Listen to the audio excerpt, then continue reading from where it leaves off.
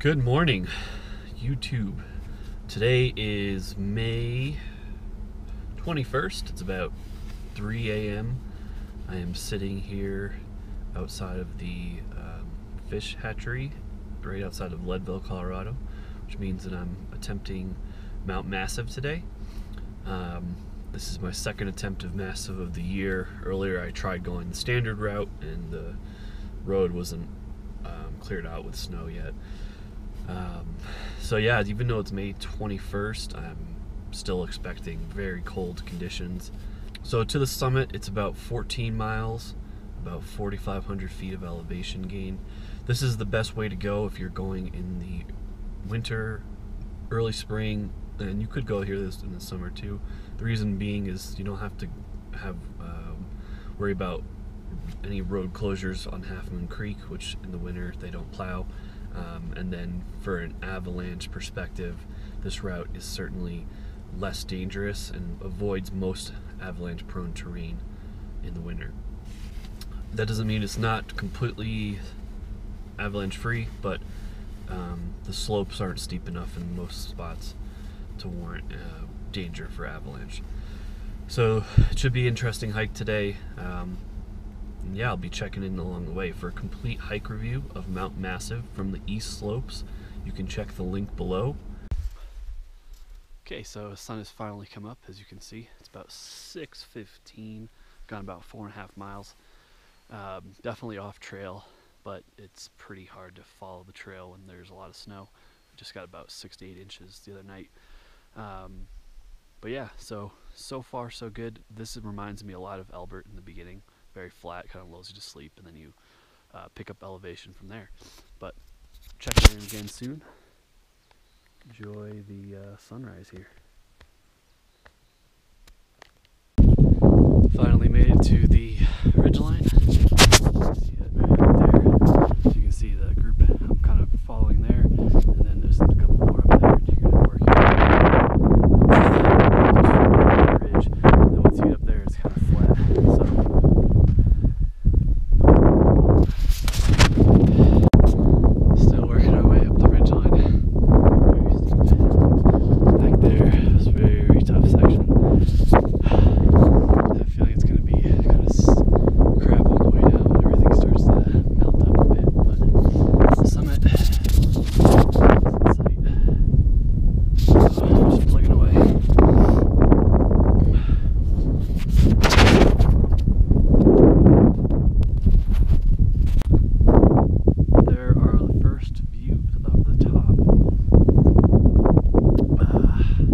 So basically, yeah, just gotta hit that ridge line there, and then we are almost there.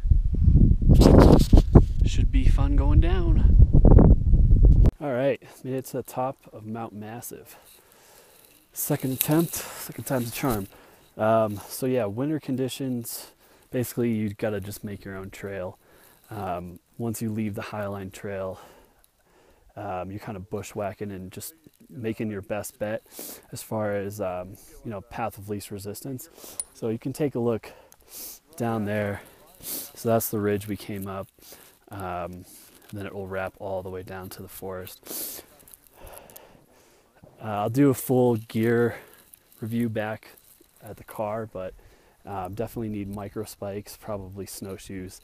And if you get to a point when snowshoes, at least in the winter, seem like you don't need them anymore, it's probably a good idea to bring them along just in case.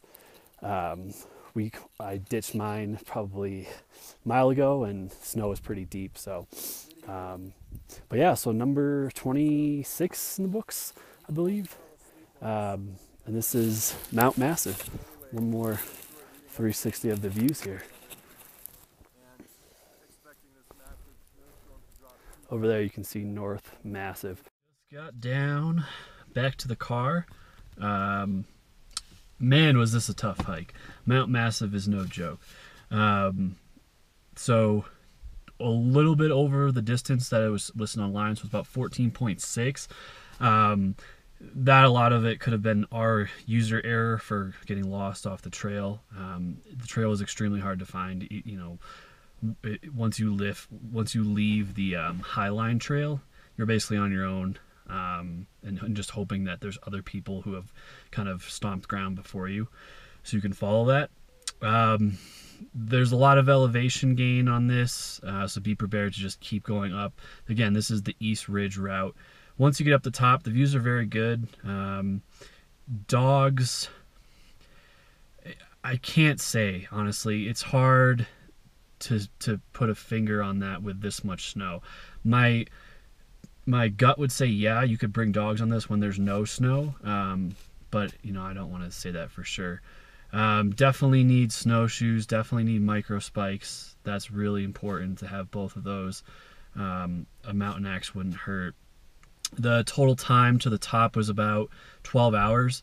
Now granted, that time can have a huge fluctuation depending on what the conditions are like. If it's winter and there's, you know, a fresh foot of snow, that's going to take you a lot longer, obviously. Springtime, I would say that's a pretty average time. Of course, you know, your fitness level and experience hugely dictates that as well.